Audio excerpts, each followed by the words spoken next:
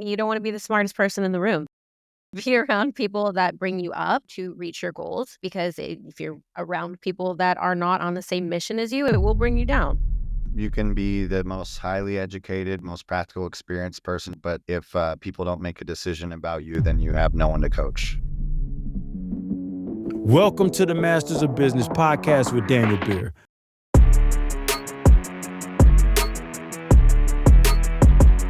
So if you have ever wanted to understand how people go from zero in revenue to a seven-figure business in as short as 20 months, this is the episode for you. Welcome back, Masters of Business. I'm Dan Beer, and we're going to rock it here with my friends Alec and Shannon Cheplak of Cheplak Wellness.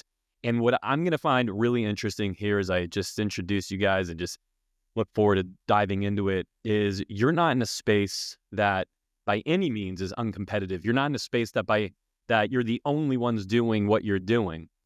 And yet the result is so different from, I have to think that for every 100 nutritionists, trainers, et cetera, wellness businesses, that for every 100 out there, there might be one, there might be a half, there might be maybe a quarter of one. I don't know the statistic, but it can't be too many that ever reach a seven-figure profit, let alone in the first 20 months. Welcome to the show, guys. Looking forward to diving in with you. And Thank you so much. We appreciate you, Dan. And just a fun fact, because I Googled it, the average trainer in Nevada makes around 4 to 5K monthly, and the top performers make around 7 to 8K monthly. So that's the average income for career coaches. Well, let's jump into it. And as we do, I just want to remind you listening that the only thing we ask, they're going to pull back the curtain on exactly what have been those levers that have made a difference in their business. You're not building a training business. I understand that. I understand you're not a nutritionist, but it is those similarities on the show we find those levers that would affect any business and that you could translate from their business right into yours. And I'm really interested in diving in on what have been those things that have made that big of an impact. The only thing we ask in return, only help us spread this to more people. If you like and subscribe, it helps the algorithm know that this is valuable content, to share it with more people, to get it more exposure, and we get bigger and better guests so we can bring them to you and continue to make this show everything that you've expressed in your feedback. Let's jump in. So why don't we just pick it up there? There's questions I always like to ask all of our guests, but in your particular case, I just want to start with what would you point to has been the one or two or three, we don't have to limit ourselves. What are the core elements that have made that kind of impact for that explosive, quick growth? The number one non-negotiable for us to get where we are right now, that would be impossible without, that is lacking in most businesses, whether it's fitness or anything else, is the actual amount of touch points and the amount of communication with the consumer. Like how many times you actually talk to a consumer before they choose to buy and how many times you continue to talk to them after they purchase. The amount of times that we communicate with our consumer daily and weekly is a daunting task. It's a lot. So I love this because this applies, I have to think, this applies if you're in the real estate space like I am, if you're selling a physical product, if you lead I don't know why this popped into my head, a camp for kids. I just wrote the check for my kids' summer camp. No matter what you're doing, repeat what you just said. It's the amount of touch points. So what have you found versus what you thought? In a perfect world, you would just post some cool content. You get a message. They'd call you. They'd pay you. That would be what all of us would love to have. It's a come list me, right? In real estate. That's just not what we found to be true. I can go in our CRM right now and I can show someone received 60 plus emails. They watched us speak on stage 2 or 3 times. They watched a free webinar. They got a free download.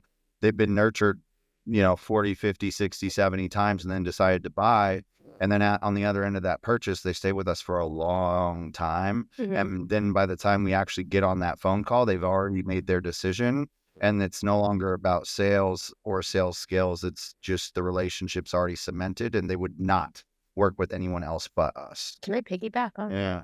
Yeah, when we go into our CRM or when we go into posting on Facebook or wherever, we're about contributing. That's it. So the message that we have is like, how can I contribute to this human being? So the more that we pour into people, the more they are going to trust you. You're their source of information. And we like to call it dating before we marry, because we're not going to ever meet somebody and say, give me your money. You don't know me. We want to date you. You want to get used to us. Health coaching is very personal.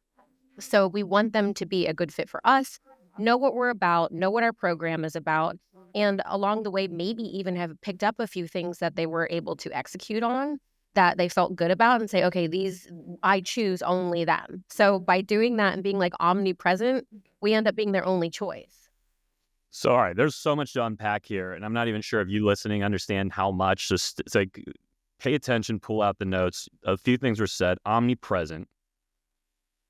So I want to talk about what that means to you. But before we go there, because that's more of a marketing tactic, and I'm excited for you to roll that out, right? What would you prescribe to any business owner, any small business owner who wants to stand out? And I'm going to make an observation that you're in what I'm going to call a commoditized industry, meaning there's very little barrier to entry, kind of like the industry that I came from or come from. And so in a commoditized industry, and now I'll just quickly throw in, doesn't mean the service you're providing is commoditized. I know you know your stuff. I know that you are, actually serving at an expert level, and we'll go there to see what kind of role that plays. But in a commoditized industry, the biggest marketer wins. And so what I really hear you saying, and especially in talking about Shannon being omnipresent, is you've looked at yourselves as marketers just perhaps as much as you've seen yourself as trainers, nutritionists. And I don't want to put words in your mouth, but would you agree that's true? Yeah. You can be the most highly educated, formally educated, most practical experienced person. You could have the best product in the world, but if people don't make a decision about you, then you have no one to coach. Now, And also, go ahead, Shannon. I was going to say the best ad doesn't look or feel like an ad. So it's the marketing is, I'm going to give you something that you can take today that's going to make your day better or help you reach your goals. And at the end of that message, I'm not saying, buy my thing. I'm saying, here you go. I care about you. You can do this. And that has more people, they trust you in that sense. They don't feel like you're always trying to take. You're trying to give. So that's even a bigger thing that helps us, convert. People are like, well, they're really here to help me. And the numbers sound exciting and I'm grateful and they're big and stuff like that. Like that, the growth is cool, fun, exciting, but it has been a disproportionate amount of value give in comparison to the amount that we've asked for in return. Mm-hmm. So what you're saying is you're giving content away for free. Okay. What? And this, by the way, also a really good little window just to make sure, like, guys, these guys, we're talking about the fact that you don't actually have to be the biggest expert. If you're the biggest marketer, you're going to win. Now, when you combine the two, such as you guys, it's a perfect opportunity for you to share, hey, give us like the, 10-second, 15-second quick bio on the expertise, the qualifications you do have to serve in your field, just because I want the audience to understand that. Otherwise, I wouldn't bring you forward. You are supremely qualified in your field. But then we'll bring it back to the marketing conversation.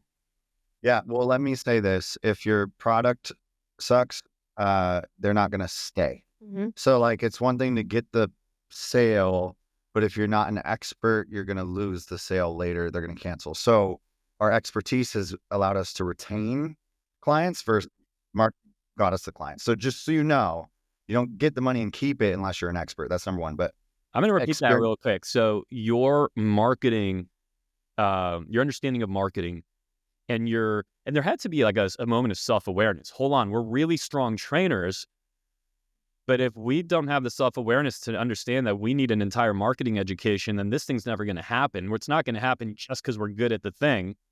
Then it's the marketing that brings them in. It's the actual expertise you have that keeps them in. So there's a saying in marketing that's sell them what they want, give them what they need. And it's kind of a way of packaging up what you're saying, in that the marketing side, right, is bringing them in, but then what's keeping them is you're selling them what they actually need, which is you are actually experts in the field. Okay. Yep. And I would like to unpack the expert part, the little 30-second. I spent a better portion of 10 years of my life, and at only 29 years old, that's a big chunk of my life, working 12 to 16-hour days back to back to back, training 15 to 20 clients per day, 3 a.m. wake ups, 4 a.m. wake ups, no lunch breaks, like having to rush to the restroom during a session. Like I put in a lifetime and career worth of work in 10 years. So I have experience with thousands of people face to face prior to launching an online coaching company. I also was the personal fitness training instructor at Advanced Training Institute. It is a trade school in Las Vegas. It's a 10-month trade school where people go, like for barber or for HVAC or any of these trades, to become a personal trainer. It's 3 to 4 hours a day in a classroom setting. I was responsible for teaching fitness nutrition, exercise psychology, anatomy and physiology, kinesiology, biomechanics for 3 to 4 hours in a formal classroom setting, then 1 to 2 hours in a full-size gym on campus. I would have our students go apply in real life the science we learned that day. And by the time they were graduated, they were prepared to take all the specialization certifications so they could become master trainers. So there was definitely levels to it, but I was poor when I was a teacher. So I had the expertise, but without the marketing, it didn't matter how good I was to have a growing business. Yeah. And then together combined, we've been doing this over 20 plus years, mentored by the top coaches in the bodybuilding industry. Both of us, like the most #1 winning men's and women's coaches in the world. And we were doing this on our own before we even met. And then we actually met both being personal trainers at the gym and coaches. And so then we just combined everything. Let's take a really quick left turn here, just because the space you're in impacts everybody. So it can be anyone just from, focused entrepreneur to the ones just dabbling and listening here to see if they get inspiration. But every one of them is a human being.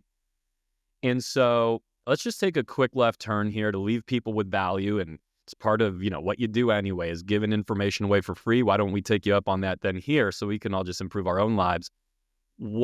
Obviously, we don't have the time for, a seminar right now, as we're going to come right back to the business side. But what would you like to leave the audience right here in the middle of our broadcast, that in just seeing the, generalities of all the people you interact with, the issues they have and the moves that they can make, what few things here would you prescribe to virtually anybody? What's likely to impact the listener? Yeah, community and KPIs. Get around people or listen to people who are accomplishing what you want to accomplish at a higher level than you, or have helped other people do the same. Just the influence, like you're the sum of the 5 people around you, is true for business and fitness. That's one community. Number 2 is KPIs. You track your budget, you track your marketing, you track your open rates, you track your talk time, you track your transactions, track your calories, track your steps, track your strength on your lifts, track your blood work. Track your weight. Community and KPIs. Start tracking KPIs in your fitness and get around people who are healthier and more fit than you. You don't want to be the smartest person in the room. You want to be around people that bring you up or help you to reach your goals, because if you're around people that are not on the same mission as you, it will bring you down. So being around those people that are like-minded will help you. Yeah, you just gave me chills, because I was so dialed into my fitness and nutrition for probably the last 6 months of this past year. And one thing went away as December came. Something about December gets me every year, man. Maybe this will be the year where I snap that. But one thing went away. And it was not my desire. It wasn't my goals. It wasn't any of that. The one thing that went away is I stopped tracking my calories. That was it. Nothing else changed. And because of that, except for everything changed once that one thing changed. Once the one tracking goes away. Community and KPIs, bro, will change your life. It's the anchors. That is an anchor. We've even had people, say to us, well, you still don't track your calories. I can show you where I'm at already for the day. That is one of my anchors throughout the day. I know what my food is. It's 365 days a year. I know what I'm eating, so that is definitely something because it keeps you from going off track. Yeah. Really, really good. So communities and KPIs is a really great opportunity, a good segue to come right back to the business side then. And is building community part of your business strategy? Yeah. Let me tell you how important it is. We skyrocketed really fast our first 6 months, and then we kind of got our teeth kicked in for like 3 to 4 months after that because we didn't have the processes and systems in place to ensure the strong community. And we weren't giving as many touch points. And so, what I mean by that is highly active in our Facebook groups, twice a week Zoom coaching sessions, like team meetings for real estate teams, twice a week email reminders to check in. It reminds them to check in, how to check in, and why it's important to check in. They have 7 days a week check-ins. And so you never go 3 days without us reminding you to check in. They get access to all the Zoom replays immediately after. I mean, it's just that ensured the communities. We bring them together in the Zooms. We're always there with them every day. We hunt them down when they disappear. And it's like that community of like, they always feel like they're part of Shannon and I with them fighting against their challenges. And they also always feel like when they show up, other people in the community are crushing it. And it's like impossible to lose. Really good. Really, really good. If you slow that down, rewind it, listen again, there's a number of takeaways to just ponder on. What can you do? Like, you're calling it build community, but what I'm hearing there's that aspect as you're bringing them in. There's a group element. It also sounds like you're almost re-recruiting them. You've already brought them in, but you're re-recruiting them. You're re-enrolling them on a consistent basis. Every single day, multiple times a day. Yeah. And I think what's important with that is because in our industry, a lot of people are like, who's the new lead? Who's the new lead? Who's the new lead? First thing, keep the clients you have. That reoccurring revenue is way more powerful than trying to get somebody new. So that's our number one focus, keep the clients you have. But then in that, we've built such good systems that anybody that's coming in now gets to reap the benefits of us focusing on that client retention and not like, okay, we got you already. We don't need to pay attention to you anymore. We got you. That's not how it is. Yeah, so it's kind of like if you build it, they'll come. Yeah. And so like what happened is we let them come before we built it, and that's where we got kind of kicked around a little. They all And came. we built it during because Yeah. we realized why there was holes in the boat. And so built it was, if you're one of our clients, you're required to text us every single day. You're going to receive an outbound accountability email twice a week. You're going to receive 3 to 7 more emails per week of free advice. You're going to see us post 3 to 5 times a day in our Facebook newsfeed. You're going to see us post in 6 different Facebook groups. Like, you can't escape it. And go live. And you're we go it's lives and you're going to get twice a week live Zooms. Like, there's so many touch points in the system and process, and we actually use our CRM to manage it all. And we use KPIs to track it all as well. I have a whiteboard filled with marks all over it. We have so like, we have 2 whiteboards. it's like that constant reminder. That's what has allowed us to keep what we gain, right? Also, in talking about that, I think a lot of times when someone has a client leave them or something, they aren't emotionally mature enough to process what they did and why that client left. So what we do is say, tell me about your experience and what could we do better for someone else in the future? Even if the client really didn't commit and it was, but we're saying, what can we do better to make another client like that actually be successful? I'll anonymously share something interesting with you that you'll enjoy, Dan, because you're friends with my dad. We had to cancel. People leave, right? Agents leave teams, people cancel subscriptions, and we had to cancel, and it was a nice long paragraph, and I'll keep it anonymous. And this gentleman said, when I checked in with you guys, you were extremely knowledgeable. You were the best. You answered all my questions. And when I didn't check in, I didn't hear from you. And I feel like to be paying this much money that you would be on me. And if you got too big of an ego, you're going to miss an opportunity to build a system in your business that will save you hundreds of thousands of dollars of lost revenue. And I screenshot it because I was like, okay, that didn't feel good. And because you could say as leader, well, they didn't check in. Yeah. They didn't show up to team meetings. They didn't. Okay, I'm going to keep my mouth shut and keep it anonymous. And I screenshot it and I texted to my dad. And you know what my dad said? He said, is that true? Yeah. And I said, it is. And I said, okay, I know what I need to say. Yeah. I said, thank you so much. I appreciate your feedback. It's extremely valuable. There's truth to what you're saying. If people check in, they succeed in our program. If they don't, they fail. And I'm going to put a system in my business moving forward where they'll never go without hearing from us. And that's how we And I said, I'll do once a week check-in reminder. And he said, I think you should do 2. And I said, thank you, I'm going to do that. And it has retained us thousands of dollars in potential lost revenue from taking that Of feedback. recurring revenue. Yes. Yeah. Implementing a new system and process because we were able to take feedback on where we could do better. So good. Extreme accountability, ownership, self-responsibility. How'd you participate in creating that outcome? Right. So really, really good. Now you've thrown systems in a few times, and in fact, a system has helped you solve this. So just curious, sometimes like entrepreneurs get just lost in some of the, well, what technology, what do I use? What are you building your systems on? Email. Keep, CRM, and Facebook. So Keep, formerly known as Infusionsoft. It's a powerful system. What else? Sorry? Love it. Keep in Facebook, Facebook. and text message. Awesome. We have a couple of softwares. We use an app called MyFitnessPal, which you could use with or without us. We use an app called I recommend Trainerize. it to anybody, right? Like if someone just wants to keep their KPIs as far as calories, I use that. It's super easy. MyFitnessPal. But your automations, anything you have like that, you're building that on Keep, or you keep it pretty simple? We don't automate. We write our message. I'm not going to automate my way out of that. I want it to be real. I want it to be raw. I want it to be present.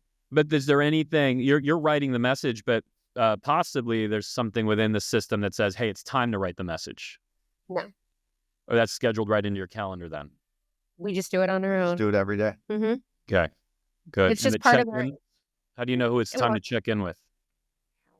It goes to every single client. Yeah, every single client gets it. Got it. Yeah. Whether you're checking in or not, it's a reminder to check in, how to check in, and why it's beneficial. So you keep it really simple. I mean, a lot of people probably I know for a fact, that there are people with half your revenues and 5 times, I don't know, 5 times half your revenues, and let's call it 2 times the complication in the systems that they're using. So systems don't need to be something that overwhelm you guys. If you're listening to this, it is just simply they have found what works for them that can keep them from having these holes in the bucket that create these leaks. They've found a way to do that. A really interesting conversation, though, which maybe we can dive into here, because I'm torn on it, is I used to teach back in the day. I used to teach that that basically people did it wrong, right? Like they would create leads, create business, create inflow, but there was a very leaky bucket that would all go into because they hadn't built out their CRM, they hadn't built out all their systems, all their processes, et cetera. So it was like you were going through all this effort to put all that money or potential revenue into this bucket, but a lot of it was leaking out. There's wisdom in that, sure. At the same time, you described how you had that same scenario, but that's also what motivated you to quickly fix it. And we both know people, the three of us, we know that there's plenty of people out there also that are so obsessed with building the perfect ship, the perfect process, the perfect CRM, the perfect, all of those things, that they never even get started with the actual business. True. And so it's just a weird, like, is it chicken? Is it the egg? Which should come first? I'm starting to flip to maybe the way that most people are wired is you need to just bring the business in. And if you are not insane and do not absolutely hate seeing it go to waste, then you're going to quickly build the system. You're going to be forced to, because otherwise people chase perfect. People chase the perfect system. They're never done with it and they never get started.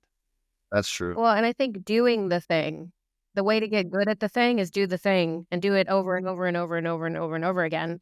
Like how we coach people. Well, we could have 1 million leads, but you need to do the thing, or else you'll never know how to actually coach people or adjust anything in a plan, because it's not a cookie cutter thing, and you only gain knowledge on it by doing it with so many different personalities and so many different bodies and situations and all of that. So there's both sides of the coin there. Yes, have systems, but unless you actually put it into play, you're never going to know how to do the job. Yeah, so it's kind of like shoot the arrow and then paint the target where it lands. That's what we did. We went from $0 revenue to $65K in a month within 6 months before we got our teeth kicked in.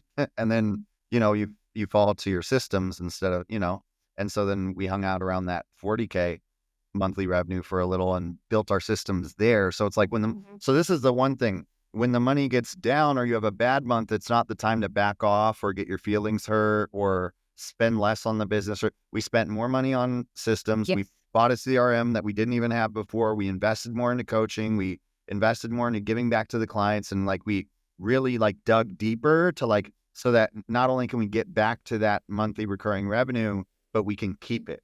Yeah. Really Mm-hmm. awesome. Really, really, really good. And you guys also, you were also, as you talked about KPIs, what are the KPIs that a business like yours, what do you guys watch? How do you measure the health of your business? The first one is daily posts. We have a minimum standard. All of our marketing is done through Facebook and email. So it's 3 to 7 times free advice emails weekly to our full database, whether they're clients or leads. It's 3 to 5. Yeah, it's 3 to 5. And we give it all away for free. Like in those emails, it ain't buy my stuff. It's literally give them the exact process that you charge money for. Mm-hmm. 3 to 7 emails weekly. Get those up to high open rates, perfect your copy. We have like between 55 to 70% open rates. I mean, our open rates are great. And we each do a minimum 3 to 5 posts daily on Facebook. So that usually, I mean, last month we averaged in 31 days, we did 333 email broadcasts and Facebook posts in 31 days. So that was 10.7 average per day between Facebook posts and email. So if you average, don't go below 6 or 7 per day, whether it's Facebook posts or email. And then every 6th to 10th post, you can earn that right to do a CTA.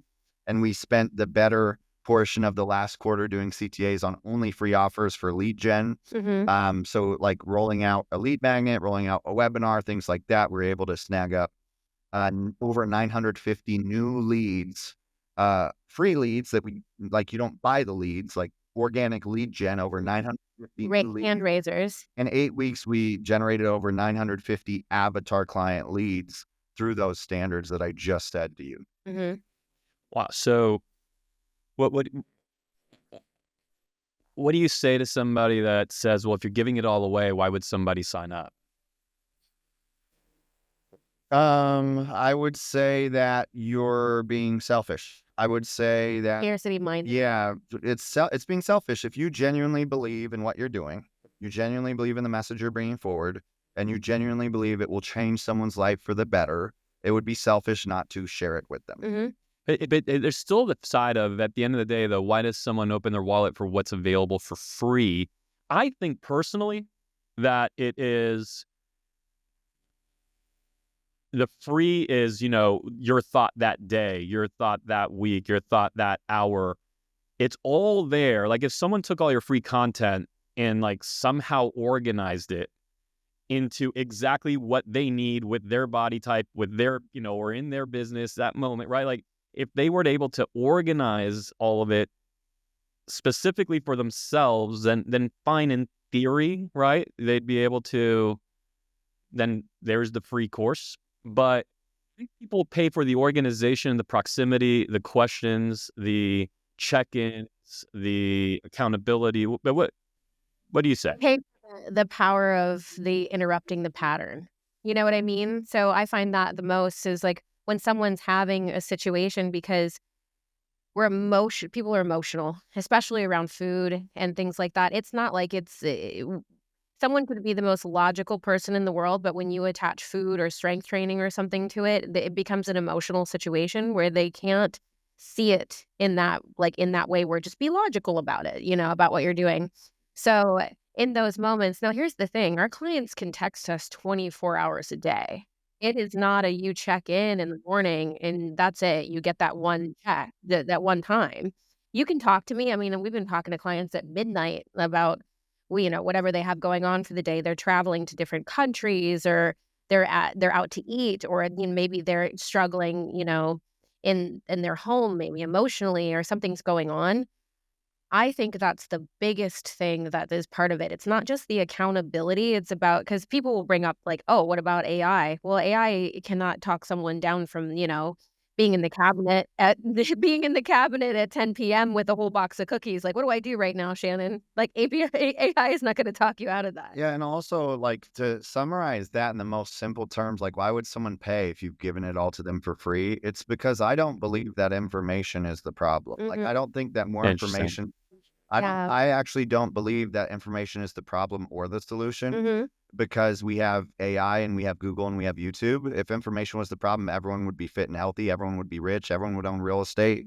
The information's all there. So it's literally not the solution. No. The solution is getting someone committed to looking in the mirror every single day and being real with themselves about, am I applying the information I already know? And that's the value in hiring a realtor. That's the So value good. in hiring. That's the value in hiring a fitness coach, is like, we give them an opportunity to go through a self-discovery process and look in the mirror every single day. That's what So they pay good. for. Really, really, really good. And I want to encourage the listener. One of the most powerful things I've personally ever done in my business, Alec and Shannon are echoing it. Most anybody, really, that's operating at a high level, I've never heard someone say any different. The most powerful thing you might end up doing is giving it all away. People will automatically think, my God, if this is the free content, then what would it be like if I was on the inside? What would it be like if I could speak to this person? What would it be like if, even within their free content, the 2 or 3 questions that are rattling around in my mind that are keeping me from taking action, what if I had access to this person so I could remove those obstacles and actually move forward? What if I could remove doubt? What if what if this could be not just the information? Because, I mean, you said it so well. If information was all that was needed, then everyone would be rich, beautiful, good looking, fit, etc. But what if it could be timeline curated and created just for me? And so people will much more likely pay you for what you give away. And that's something that you'll take us up on right now on faith. That's something that you'll take us up on in a month, in 6 months, in a year, in 5 years, in 10 years. That's going to be your choice, but that will be a really, really good day for you when you do, because it'll change everything. Guys, And what are your that Go ahead. my bad. That sparked something in my mind, but someone was asking me on another podcast we did, he's like, why would a day one beginner want to hire you if you're at this elite level? Won't they be intimidated? I said, it's better to be a warrior in a garden than it is to be a gardener in a war. And so as an expert in any topic, no matter what business you're in, your job is to take the 1% of your experience and information in that moment that is going to help that person in their specific scenario. And so, like, if they have all this information, our dogs are going crazy. If they have all this information and it's information overload, they only need one answer and they don't know how to dig through the information to find that one answer. And that's part of the benefit of hiring an expert at anything. And so if you problem solve, people will hire you. And also, one thing that we do is, because obviously before anybody comes into our program, and I encourage anyone that's coaching anyone on anything to do this, we do a discovery call and we try to unpack all the reasons why they shouldn't buy first. You know what I mean? We challenge them. Are you really going to do we don't want you to buy off of excitement, because excitement's not going to carry through when it's, 8 p.m. and you still have to go to the gym. There's no excitement in that. So we want to unpack what's real and say, are you committed to doing these things for yourself? Because we don't want that to wear off. Long-term business goals. What do you have in front of you? Where are you headed? I had to have a mindset shift, man. I'm young, and this is the first time I've experienced growth like this, and I have a lot to learn. And I invested in the Edge Mastermind with Dean Graziosi, and the only reason I say that is because I asked Dean. I said, like, how do we get this thing to 100K a month? Because it's felt like such a Goliath. Like, we get up there and then come down a little and get up, get down. He said, what about you ask yourself, like, how are you going to serve 100 people? Like, what is it going to take from you to actually serve and impact 100 people instead of thinking about a certain dollar amount? So I think it's just moving more people into action. Like, yeah, I do want to see this thing grow financially, but I think it really needs to become less about revenue and it needs to become less about money, because I'm young. I could do this another 10, 20, 30 years. It needs to be like, how do I change more lives? Like, really figuring out how to move more people into action and get more people a result. 5, 10 years from now, who knows? This thing could be massive, but like, I'm young enough and I got enough time. My dad's still going at almost 60. I'm 29, dude. Give me 20 years. We'll figure it out. You know what I mean? So I'm sorry if I answered it or not. I don't know, but Absolutely. You did, first off, because it's your answer. And I'll share something with you that I think might make you help validate what you just said. We've always kept this 2-page business plan, and part of the 2-page business plan is our 10-year target. This year, I deleted it. I just simply replaced it with a mission statement and I got rid of the 10-year target. And the reason why is I told the team, I said, listen, I've been stating this 10-year target for all the 7-8 years that we've been running this system using this 2-page business plan. And the truth is, I have no idea what's going on 10 years from now. I look at where we are, where we've gotten. I didn't ever build this because I had some 10-year plan. That's not what happened. I just ask myself every year, what do we need to do this year? Where do we need to get this year? What are the most important moves we could, I understand and I encourage an understanding of where you want to be 3 years out. I think the brain is capable of digesting that. I think 10 years out is kind of like asking someone to picture a billion, right? Like a billion marbles. Like your brain can't actually do it. It's too big a number. 10 years out in many respects is too big a number too. Now, here's what I do know. Just speaking about my own business, I know that I want to have the highest per agent productivity sales team in the state of California for a team our size. So if we're 200 agents, if we're 500 agents, if we're only 50 agents, and now that doesn't force growth for the sake of growth, but it does force productivity. It does force us to make decisions that'll make our agents move faster, move quicker, move better, remove obstacles. And it doesn't just automatically mean, well, I guess we got to go to 100 agents. Guess we have to go to 500 agents. Guess we got to go to 1,000 agents, because growth for the sake of growth is dangerous. And so, I just looked at, well, how did we get here? And I realized, wait, it was never based on me chasing down something 10 years from now. It was based on what's the best thing we can do. What's the next right move right now? Yeah. yes, I agree 100%. And my dad's New Year's resolution is to be more consistent with the things that I wasn't as consistent as I could have been on this year. Like that's his thing. And it's worked out pretty well for him.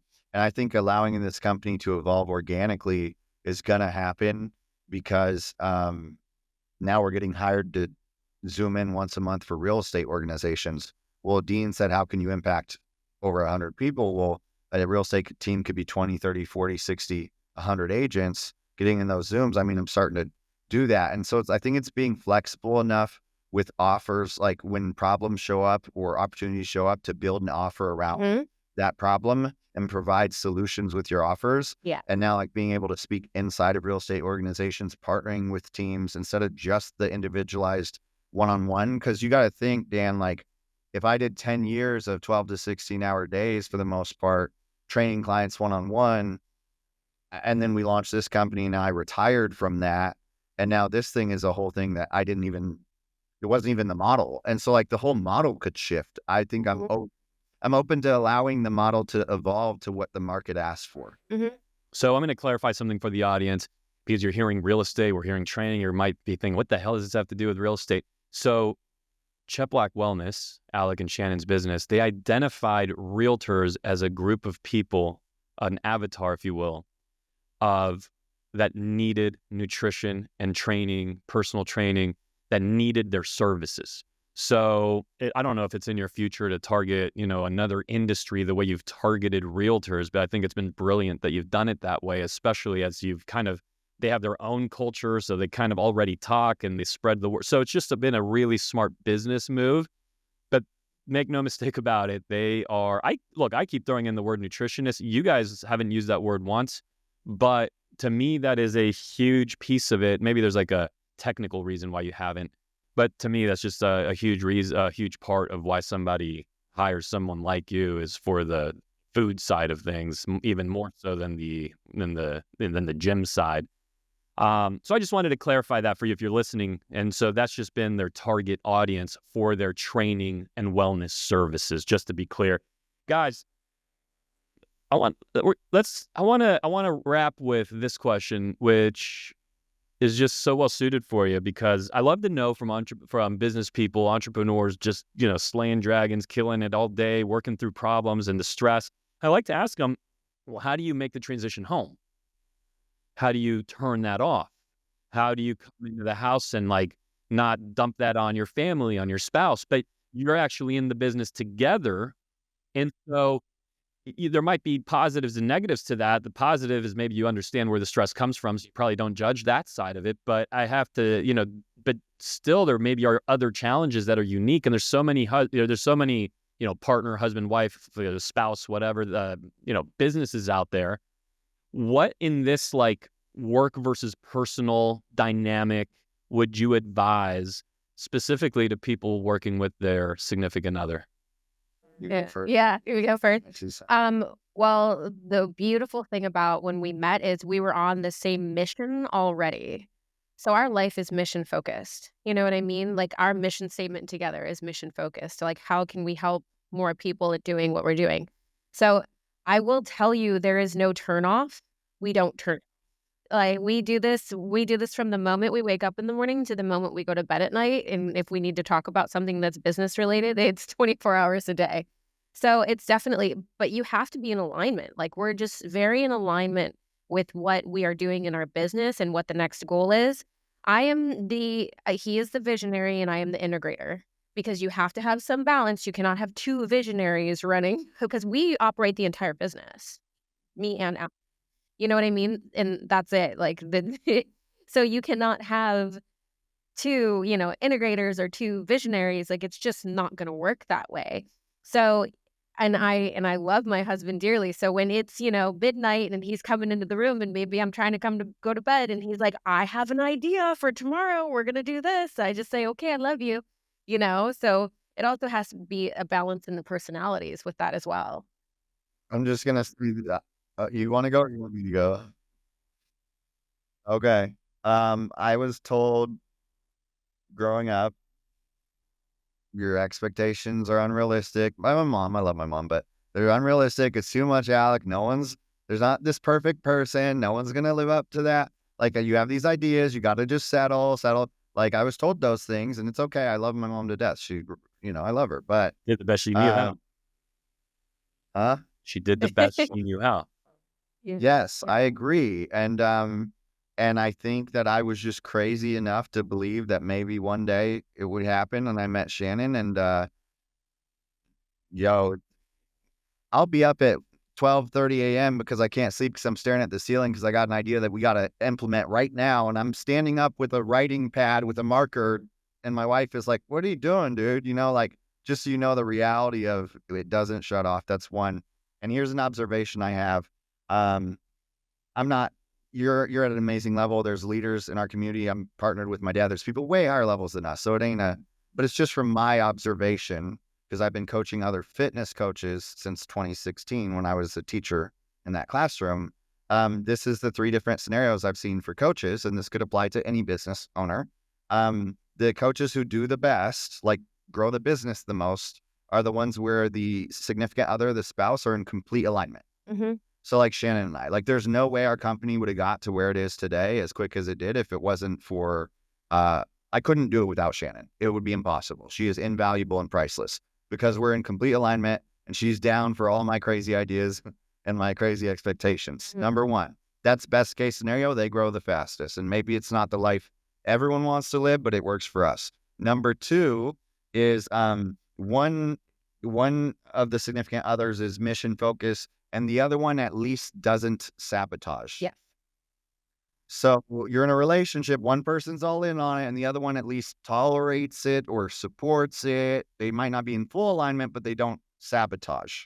They do well too. Not as good as the ones where they're both in alignment. They don't grow as fast, but they still do well. The third scenario where there's the biggest challenges in growth is when there's conflict in the household and one person's on this mission and another person's pulling in the other direction. It's what I've observed that has limited growth the most. It stops people from even taking action. It's really hard to have conflict in the household and go out there and do what needs to be done to grow. Or if someone's single, then that's good. They don't have conflict, but they're single and they're on their path. I've been very blessed and fortunate to have a wife who's down. If we have clients hitting us at 12:30 a.m. and it's bedtime, we're in bed replying to solve that problem. Mhm. And it might sound crazy. It has literally been what's required to grow the way we've grown. It Yeah. would not have happened without that. Well, no, that's clearly been really, really positive for business. Does it require you to sometimes remind yourself, like, what about like as far as personal spark, as far as polarity, as far as like a walk down the, let's throw some cheesy into it. But cheesy is wonderful. It's why it's in movies. Like the proverbial like walk down the beach and just look at the sunset and not talk about work. Are there challenges that show up in that way to remind oneself, hey, like, let's just shelf that for a moment? Or is it just not the case for you and it's actually something that creates more spark because you're just so inspired? I'll let her go and then I'll go. Yeah, I like how he said, when there's pooling in the household, like one is on one path, one is on the other. I love growing our business. When we have a good month and we did more and we did like at the end of the month when we calculated like our, how many times that we did our activities and our posts, and he's like, "Well, we beat last month." We're high-fiving and pounding. Like, this is what gets us going, both of us. So for me to be like, because I want to air out a little dirty laundry. Last year in January, he's like, "My goal is to take you on a date night every other week." He never did that one time. But See, I there was you okay go. with, you know what I mean? He said that. He's like, "I still have never done that." I was like, "I know, it's okay."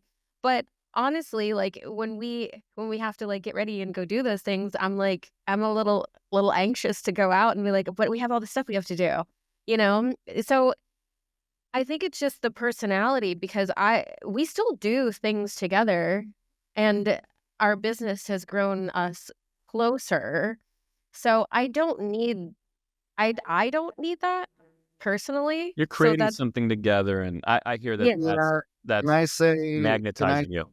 something my dad calls it? He calls it work-life integration. Mhm. So we don't have balance in our life. And maybe one day we will, and maybe people want that, and that's their goal life, and maybe it's a great thing, and maybe I just haven't matured to the point where I realize that's important yet. Maybe I'm young and ambitious. Like, I'm open-minded. I don't need to be this way forever, but at this season, I believe it's the highest level of work-life integration. The best job in the world is to get paid to be who you are. Yeah. The best job in the world is to get paid to do what you would do if money didn't exist. The best job in the world is one you could share with the person you love. I mean, it's like the best job in the world is when someone texts you or calls you crying and laughing and excited because their life got better. I mean, it's like, it's just the most genuine, fulfilling path we've been on together. Even though there's been many, many, many challenges, it's not all daisies and tulips. Yeah. And maybe it's just a season, Dan. Maybe one day I'll grow up, but I'm a little young and ambitious right now, and I have an awesome wife who is all in Awesome. on it. I think it gets better too. Like it's like in the beginning, like the personality, because I came from being my own business leader and doing all these things my way. And like, so it took a little time for me to let him like lead. And now that I have, and I'm just like, let me integrate and like make these things reality, the growth there's a lot of growth on my part, because I was like, let me let him, because I was very masculine, like I'm in charge. And so can't have two people in charge.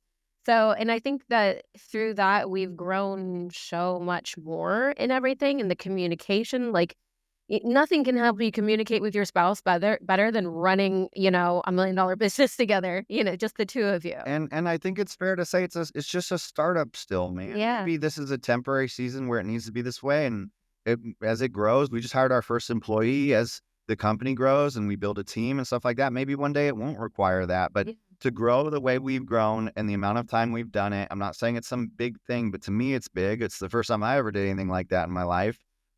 This is what it's required of us. It requires what it requires. And maybe one day the systems will be there where it's not. I'm flexible, but right now that's the current season we're in. I think that also, this is the last thing I'm going to say, because all these things are coming just going because we talked about how we coach other coaches. And one of the things I see is that they're like, how can I grow? And I say, well, I see that you're out doing all these things, and you're not focusing as much on your business, where you're in a season where you can really just need to put your head down and focus on what you're doing. The fun comes later. So, Or someone will say, I need to fill my cup back up. I Well, go, you listen, barely. I'm watching the two of you, your body language, and because you might be listening on Spotify or Apple, go check them out on YouTube. This episode, I could tell you guys are having fun. I could tell that it actually brings you together. I could tell that it actually builds the personal relationship and how they're intertwined, and it's a beautiful thing. So this is awesome. You two are awesome. I thank you. really appreciate it. And by the way, if you've gotten value, you want to show them, just say thank you so much for having poured in, and just the authenticity. The number one way to do it is they know when you share it, when you listen, when you post it, and when you tell that algorithm to share it with more like-minded people so that we can continue to grow the Masters of Business podcast. Guys, I am very thankful that you came on. I think that this is going to be a story that has to be continued as you complete another year and maybe 12 months or so down the line, bring you back on, see where business is at, see what the journey's been, because, there's so much to learn from those guests that we bring on running a 20 or 50 or $100 million business. And there's so much connection that I believe this will be one of the most impactful episodes, where there's just people trying to get off that starting line, or they're in the middle of their first run of wins, but running into their first wall of obstacles. And talked about getting your teeth kicked in, and every one of us goes through it. And I believe it's going to help so many. And frankly speaking, kind of, been through some of what you're going through, but isn't it so often we have to be reminded of the things that got us here? And I have notes for myself that I need to come back to. So you've made a huge, I know for a fact, you make a huge impact on the listener. Thank you guys for being on. It's Cheplak Wellness, guys, if you want to check them out online. Cheplak Wellness, Alec with a C, Alec Cheplak, and Shannon Cheplak. And this has been the Masters of Business podcast. We will catch you on the next one. Make sure you subscribe, and we'll see you real soon.